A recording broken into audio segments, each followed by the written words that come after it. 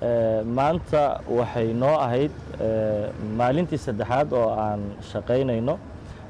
qaybihii hore waxaan ku guda jirnay doorashadii guddiga in uu guddoonkiisa doorto iyo mar labaad in guddiga uu isku qaybiyo laba qaybood oo guddi hoosaad, kadibna guddi hoosaad kasta uu shaqadiisa gaarka ahayd uu qabto. maanta oo aan qabanay runtii hooshii ugu adkayd, waxaan ugu dambayntii aan soo saarnay ilaahay mahdi habraacii ay u mari lahaayeen musharaxiinta xilka madaxweynenimo u tartamayo iyo qaabkii mataqaanaa isku diiwaangelin lahaayeen oo aan shaacinay. waxaan rabaa inaan akhriyo dukumentigii ay guddiyadu soo saareen oo runtii ka kooban 9 qodob oo aan rabo mid inaan warbaahinta ugu soo gudbiyo. ujeeddada waxa ay ahayd habraaca diiwaangelinta musharaxiinta xilka madaxweynaha jamhuuriyadda federaalk soomaaliya. waxaa lagu wargelinayaa musharaxiinta xilka madaxweynaha jamhuuriyadda federaalk soomaaliya in ay soo buuxiyaan habraaca diiwaangelinta hoos ku xusan.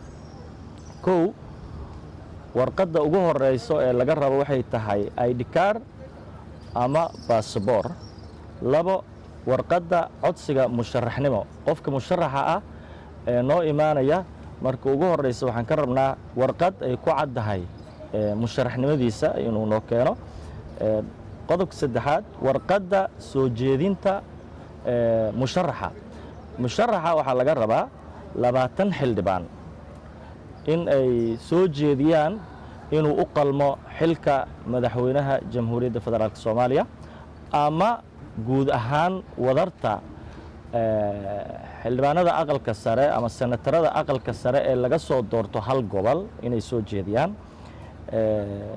waxaa kaloo laga rabaa oo lambarka 4aad ah warqadda caddaynta buuxinta shuruudaha musharaxnimo, ayadana waa laga rabaa. number 5 400 oo nuqul oo ku saabsan barnaamijka doorasho oo daabacan ayaa laga rabaa ka hor maalinta hadal jeedinta ayaa laga rabaa. nambarka 6aad waxaa laga rabaa taariikh nololeedkiisa ama CV-giisa inuu keeno. 2 sawir oo testara waa laga rabaa, waa qodobka 7aad.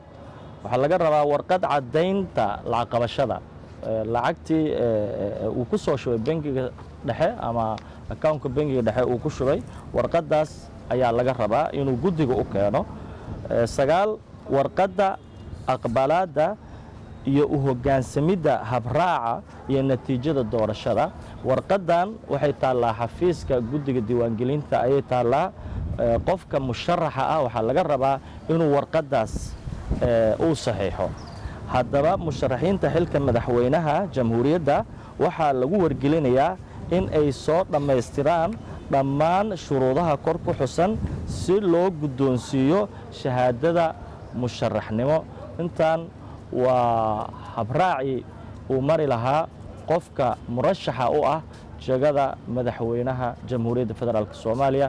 aad ayaad u mahadsantihiin. waxaa ku saxiixan guddoomiyaha guddiga senatar cabdiqani geelle maxamed.